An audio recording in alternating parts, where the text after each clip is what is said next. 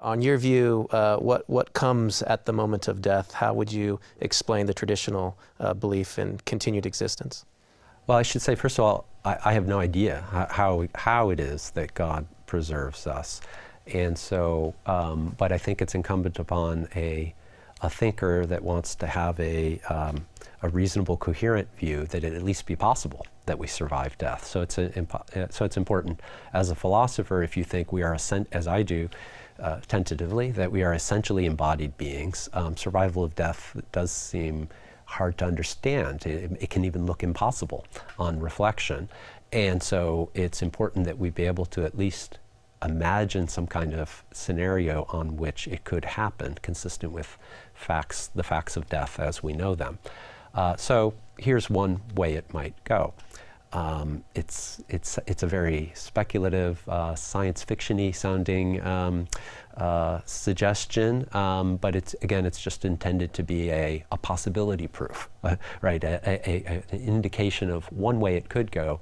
Presumably, God is more imaginative than I am, and maybe there are other ways that are better ways that it actually goes. But so here goes. Suppose that right at the moment of your death, as you're about to die, let's say you've unfortunately situated yourself vis-a-vis a fast-moving bus and you are right in front of it, and you are a fraction of a second from being hit by that massive fast-moving bus, and so are about to die very quickly. Suppose that the matter that composes you right at that moment, each of the fundamental particles fission, split in two, as amoebas fission, right? Suppose that God has endowed the fundamental stuff that constitutes you with the capacity to fission. Maybe God miraculously brings to bear something that is a necessary condition. God triggers some kind of latent disposition, right? And so then what happens is there are now two body products of this fissioning. One right where you were at the beginning of the process, which dies instantly, right? And another, we might suppose, and here's where it sounds very science fiction-y, it in a discontinuous manner, it shows up in another location, safely out of harm's way. Or if you're, the manner in which you're dying is of the decay of a disease, right? God prevents that death from occurring and brings about restoration of health. Okay, and I say that would be you, and what remains on the ground in lifeless form is a mere offshoot of you. And the reason I say that's not you is because there's no longer a continuity of the mental function that is constitutive of you as a living person.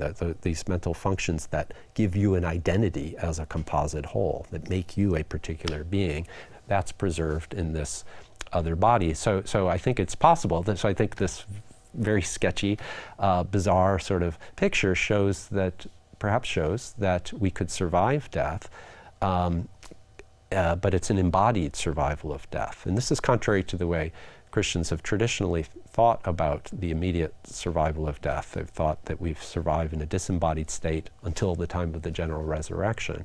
Whereas on my view, if I'm essentially an embodied thing, that would be impossible. I have to be embodied in some form or other. And then you might think that makes the resurrection a rather anticlimactic affair rather than the object of Christian hope as it has been represented in the Christian tradition.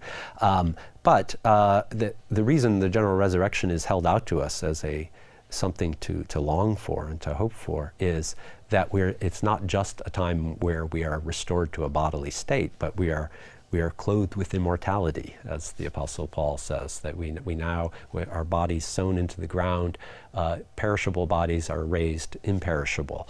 And so there's some kind of dramatic transformation that takes place. And I think that's consistent with my view, that God could dramatically, right, we are changing things even on Earth as biological organisms, and who knows what the possibilities are for God to bring about still far more dramatic changes in the constitution of our nature, consistent with our continuing on as conscious thinking things, such that as at the end result of perhaps a very rapid process that subjectively feels like it's instantaneous, but it's actually a highly compressed, rapid, dramatic transformation, we now have bodies that are not subject to decay and so forth. And it may also be a function of a very different sort of environment that we inhabit too, that accounts for some of the difference. May I make a comment on that? That seems to me a wildly speculative ad hoc hypothesis. The suggestion that at death we split into two and a total duplicate of our bodies is produced, but we don't see it because it's taken away into a fifth dimension or something like that. There's not the slightest evidence this is true. This is only been brought in order to make sense of how it could be that we survive death, whereas the more traditional account which I have given is motivated originally simply by the need to describe mundane phenomena. You couldn't describe the history of the ordinary world without bringing in the soul, because you couldn't describe the ordinary history of the world without telling who had what experiences, and that's not a matter of who had what body. Given that, then, as it were, at death, clearly there are two parts, and clearly the part that decays is the bodily part. So there is another part there. It doesn't need speculative science to give you that. Mere analysis of what being conscious involves gives you that. Of course, it's a further claim that this continues to exist, but it's perfectly compatible with death that it should continue to exist. It doesn't involve any new speculative science of any sort. And so I think the traditional view is much to be preferred on that basis. If I could just briefly respond to that. I agree with Rich. There are interesting philosophical arguments for substance dualism, and Richard's he's defended such arguments in several places. And if he's right, then of course then those arguments alone give us reason to prefer that view. It's because I'm not persuaded by those arguments, and that I do see at least a tension with developmental biology with the substance dualist view, that I'm inclined towards this more monistic view of human nature. And then it's true, the survival of death scenarios look a lot more, it looks like a lot more contrivance is required in order for that to occur. And I agree, but I guess the one thing I would emphasize is that even if substance dualism is true, and I survive death because God preserves my soul, I think that's something miraculous in any case. That is, I don't think it's the Christian view, that the view that Plato held, that the soul is naturally immortal, right? That it just is liberated at death, and it's by its very nature, because it's a simple object, it must persist. I think that a reasonable substance dualism will say that the soul naturally depends on the body.